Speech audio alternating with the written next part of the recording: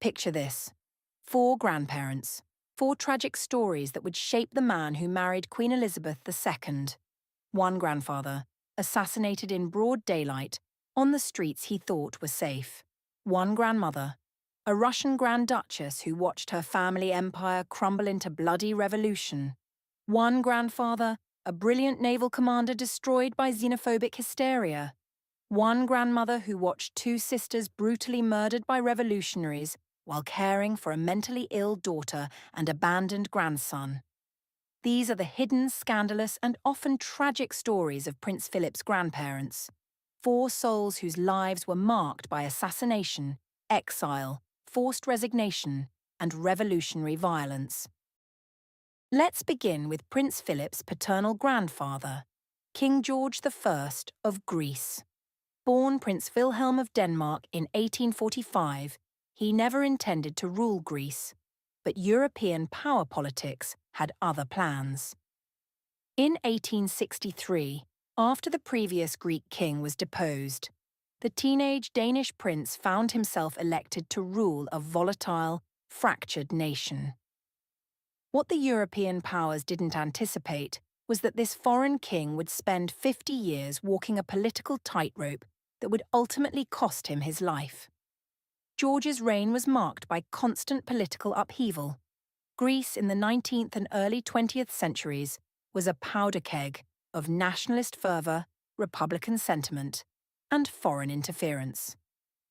The king, despite his best efforts to modernise the country, remained an outsider, a Danish Protestant, ruling over Orthodox Greeks who had fought for independence from foreign rule. But here's where the story takes a dark turn.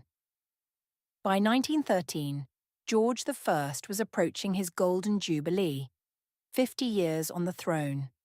The ageing king, now 67, had survived numerous political crises and was planning to abdicate in favour of his son Constantine after the celebrations.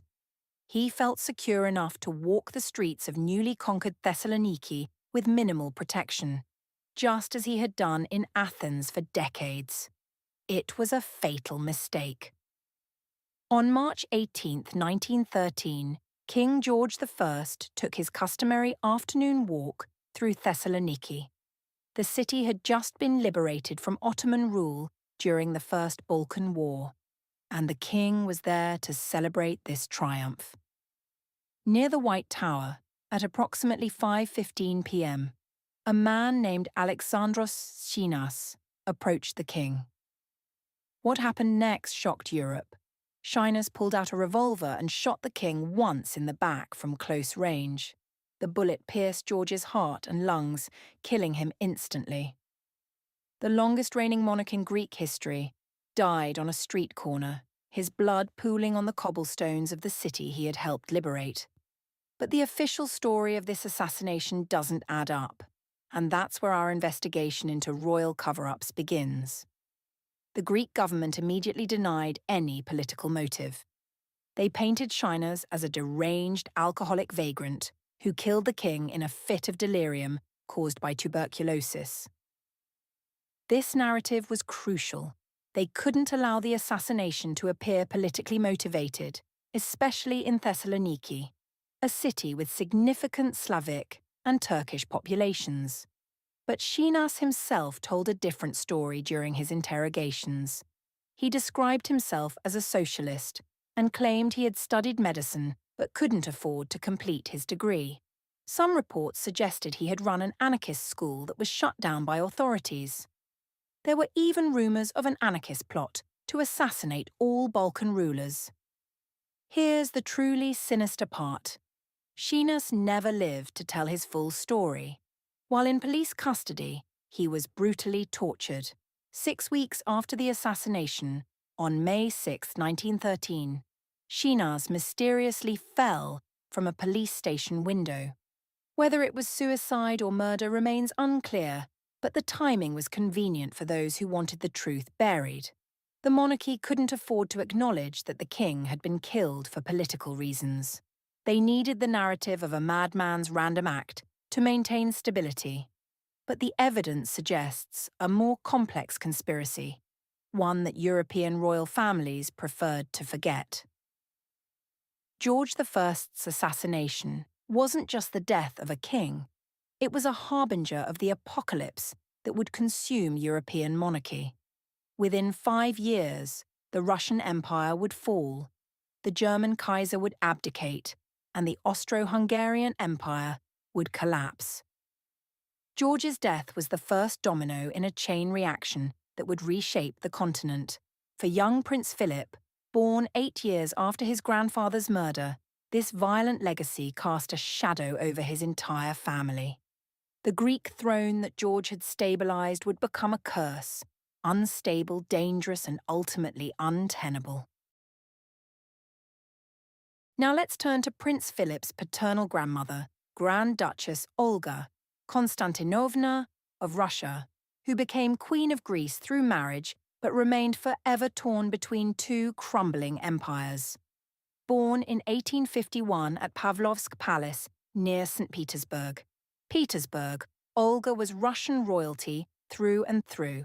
Her father was Grand Duke Konstantin Nikolaevich, brother of Tsar Alexander II, making her a granddaughter of Tsar Nicholas I and niece of the Tsar Liberator himself.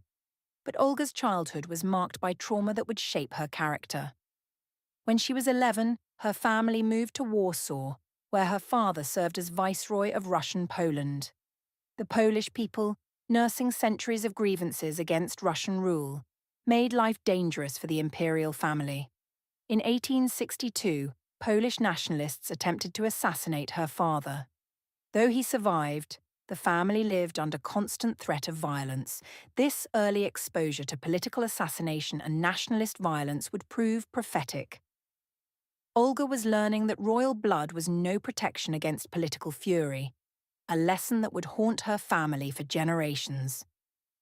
In 1863, 12-year-old Olga first met the future King George I of Greece when he visited Russia to thank her uncle, Tsar Alexander II, for supporting his election to the Greek throne. Think about that. A 12-year-old girl meeting her future husband, a man who would become a foreign king in a volatile country. 4 years later, at 16, Olga married George in a lavish ceremony and left Russia for Greece. She was trading the opulent splendor of the Russian court for the political uncertainty of a newly independent kingdom. The culture shock was immense, from the grand palaces of St. Petersburg to the relatively modest royal residences of Athens. But Olga adapted, throwing herself into charitable work and establishing hospitals and schools.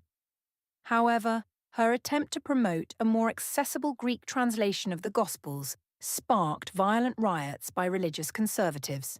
Even in charity, the young queen couldn't escape controversy. Here's where Olga's story becomes truly tragic. As a Romanov, she was connected to one of history's most doomed royal lines. Through her father's family, she was related to virtually every member of the Russian imperial family who would later be murdered in the revolution. When World War I erupted, Olga found herself in an impossible position. Her eldest son, King Constantine I of Greece, was married to the sister of Kaiser Wilhelm II, making Greece's royal family connected to both sides of the conflict. The political tensions this created would contribute to Greece's eventual descent into chaos. But the real horror was yet to come. During the war, Olga established a military hospital near St. Petersburg and cared for wounded Russian soldiers. She witnessed firsthand the growing crisis in Russia and even tried to warn Tsarina Alexandra about the danger of revolution. The Tsarina refused to listen. In 1917, everything Olga had known collapsed. The Russian Revolution swept away 3 centuries of Romanov rule.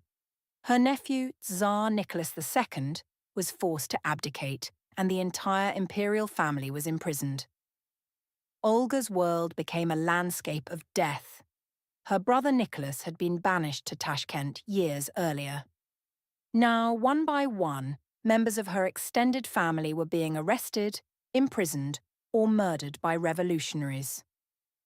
The grand palaces of her childhood, became scenes of violence and destruction. When the Bolsheviks murdered Nicholas II and his family in 1918, they weren't just killing a Tsar, they were obliterating Olga's entire world. These weren't distant political figures to her. They were family members she had known since childhood, children she had watched grow up. Think about the psychological trauma. Olga had to process the fact that her family wasn't just losing power, they were being systematically exterminated. The revolution wasn't content with abdication. It demanded blood. After her husband's assassination in 1913, Olga had initially returned to Russia, but the revolution made her homeland uninhabitable for any Romanov. She was forced into permanent exile, eventually settling in Paris with her youngest son, Prince Christopher. Olga died in 1926, having lived through the assassination of her husband, the murder of her extended family, the collapse of two empires, and the exile that marked the end of her world. She had watched the complete destruction of the life she had known, royal courts replaced by revolutionary committees, grand palaces turned into museums or burned to the ground. For Prince Philip, growing up with stories of his grandmother's traumatic life, the lesson was clear. Royal status was no guarantee of safety, stability, or even survival. The crown that had once seemed so secure could become a target painted on your back. From the violence and political upheaval of Prince Philip's paternal grandparents, we now turn to his maternal side. A story of naval brilliance destroyed by xenophobic hysteria, tragic sisterhood, and the devastating cost of royal loyalty in a world gone mad. Prince Louis of Battenberg represents one of the most tragic figures in Prince Philip's lineage. A brilliant naval commander whose career was destroyed not by incompetence or scandal, but by the ugly face of wartime xenophobia and public hysteria. Born in 1854 in Graz, Austria, Louis was the son of Prince Alexander of Hesse and the Polish Countess Julia Hauke. From birth, he carried the stigma of his parents' morganatic marriage. He was technically a prince, but forever marked as lesser nobility in the rigid hierarchy of European royalty. But Louis refused to let his questionable social status define him. At age 14, he joined the Royal Navy as a cadet, determined to prove himself through merit rather than birthright. This decision would shape not just his life, but the future of the British Royal Navy itself. Louis's naval career began with whispers and innuendo that would follow him throughout his life. During his early service aboard HMS Sultan in 1878, he was criticised for visiting his brother, Prince Alexander, who was serving with Russian forces during the Russo-Turkish War. An investigation cleared him of any wrongdoing, but the suspicion of divided loyalties had been planted. More scandalously, there were persistent rumours about Louis's personal life. When he served on the Flying Squadron voyage in 1880 to 1882, the timing of his departure coincided suspiciously with the birth of an illegitimate daughter to the famous actress Lily Langtry. Jeanne-Marie's parentage was never completely verified, but Louis made a financial settlement nonetheless, suggesting there was substance to the rumours. Think about the implications. Louis was allegedly having an affair with the same actress who was a known mistress of the Prince of Wales. This wasn't just adultery, it was a direct challenge to the royal hierarchy. Whether true or not, these rumours established Louis as a man willing to cross dangerous lines for passion.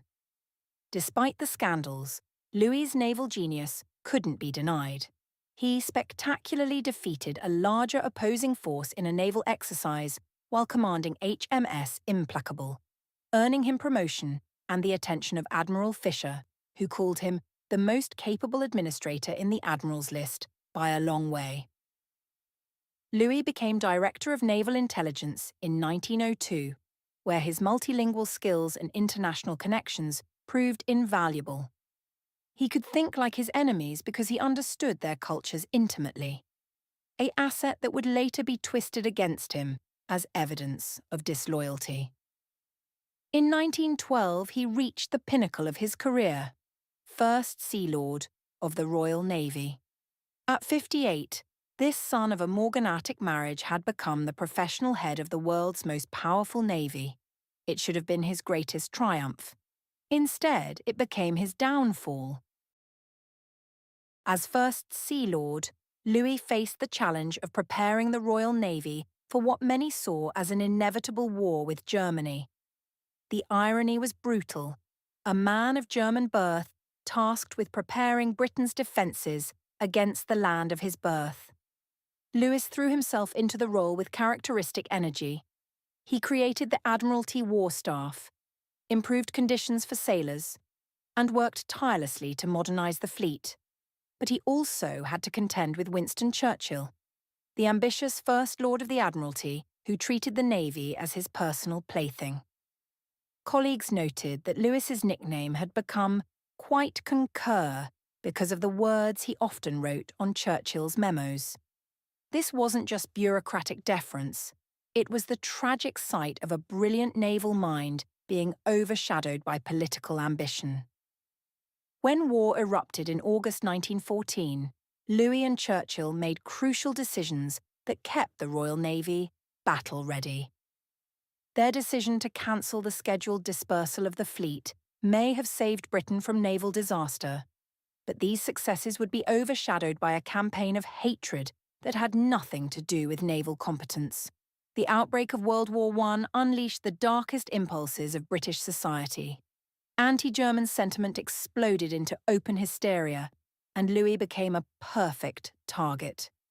Here was a man with a German name, a German accent, and German relatives, controlling Britain's most vital defence against German attack. The press campaign against Louis was vicious and coordinated.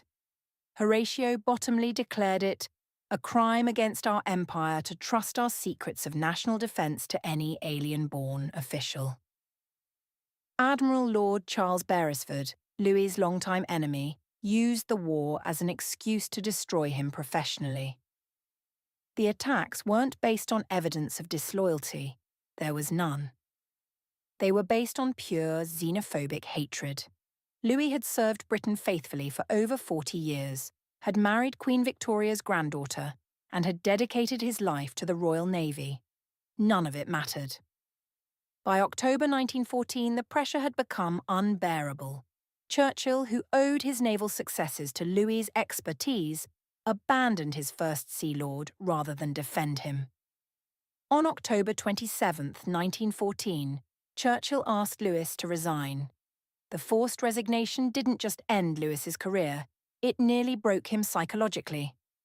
In his resignation letter, he wrote to Churchill, "I beg of you to release me. I am on the verge of breaking down and I cannot use my brain for anything." Think about those words. I cannot use my brain for anything. This was a man whose brilliant mind had been his greatest asset, admitting that the hatred and betrayal had damaged his ability to think clearly.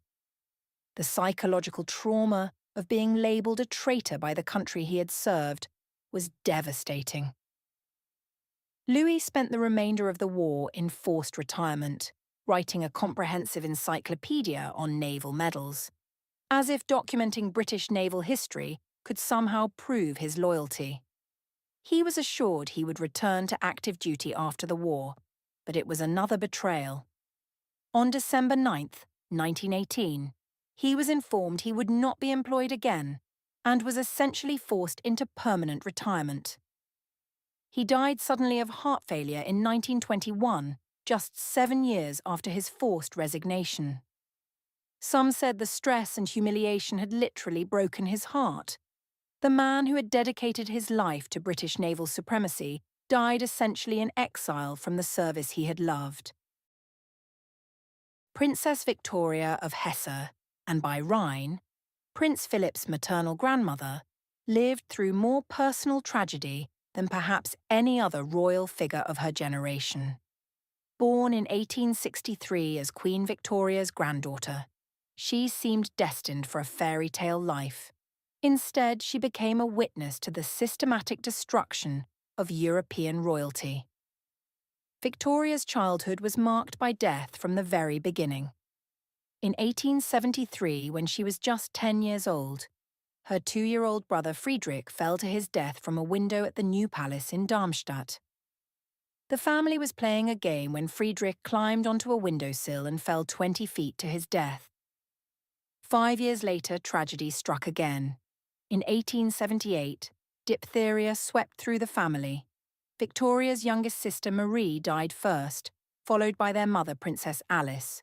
Victoria, as the eldest daughter, found herself thrust into premature responsibility at age 15, essentially becoming a mother to her surviving siblings. When Victoria fell in love with her cousin Louis of Battenberg, she faced fierce opposition from her father. Grand Duke Louis IV disapproved of the match. The morganatic taint of the Battenberg name made them unsuitable for marriage to legitimate royalty. But Victoria had inherited her grandmother, Queen Victoria's stubborn streak. She was determined to marry for love, even if it meant defying her father. The situation became farcical when her father decided to marry his longtime mistress on the same day as Victoria's wedding in 1884. Think about the emotional cruelty. Victoria's father was so opposed to her marriage that he turned her wedding day into a scandal by simultaneously marrying his mistress. The European press had a field day with the story, and Victoria's happy day was overshadowed by family dysfunction. Despite the scandalous beginning, Victoria's marriage to Louis proved to be genuinely happy.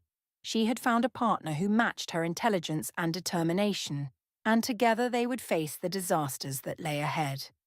Victoria was one of 4 sisters known in royal circles as the Four Graces: Victoria, Elizabeth, Irene, and Alex. Their beauty and intelligence made them the most sought-after princesses in Europe, but their marriages would lead to unimaginable tragedy. Elizabeth married Grand Duke Sergei of Russia and converted to Russian Orthodoxy. When Sergei was assassinated by revolutionaries in 1905, Elizabeth forgave his killer and dedicated her life to charitable work, founding a convent and caring for the poor and sick. Alex became Tsarina of Russia as the wife of Nicholas II, the last Tsar.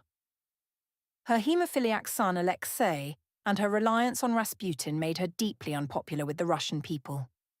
Irene married Prince Henry of Prussia, brother of Kaiser Wilhelm II, making her a German princess during a period of rising Anglo-German tensions. Victoria watched her sisters' marriages trap them in the crossfire of European politics. When World War I erupted, the 4 sisters found themselves on opposing sides: Victoria in Britain, Elizabeth and Alex in Russia, Irene in Germany. The war would destroy this sisterhood forever.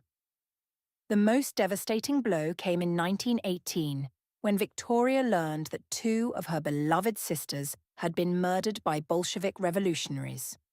Elizabeth was thrown alive down a mine shaft with other Russian royals and killed when the Bolsheviks threw grenades into the shaft.